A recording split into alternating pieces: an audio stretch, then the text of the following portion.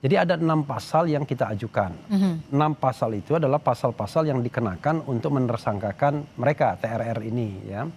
Dan kami melihat bahwa pasal tersebut dalam penersangkaan itu ya digunakan untuk menersangkakan itu potensial melanggar konstitusi. Karena begini, ada ketentuan konstitusional yang selama ini kita harus junjung tinggi, yaitu kebebasan menyatakan pendapat, baik secara lisan maupun tulisan.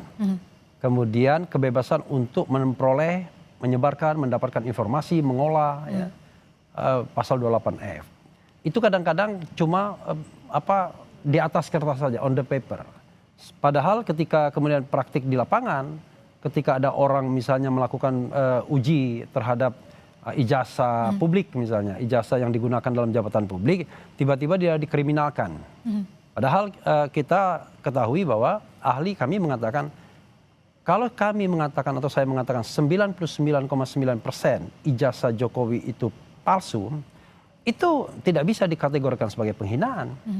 Pertama itu adalah opinion, kedua opinion itu terhadap ranah publik, yaitu ijazah yang digunakan untuk melamar jabatan publik mulai dari wali kota, gubernur dan presiden. Nah, karena ini berulang terus pasal ujaran kebencian, pasal mengenai penghinaan, pasal mengenai pencemaran nama baik, fitnah dan lain sebagainya, maka kita minta uji ke Mahkamah Konstitusi tidak hanya untuk kepentingan TRR, Tiva Roy Rismond, tapi untuk kepentingan bangsa ini ke depan juga. Jadi kalau seandainya nanti ini dikabulkan, maka kita harapkan siapapun yang bekerja untuk kepentingan umum, public affairs atau public interest, tidak akan dikriminalkan hanya karena didomestifikasi atau diprivatisasi soal-soal yang berkenaan dengan urusan publik ini.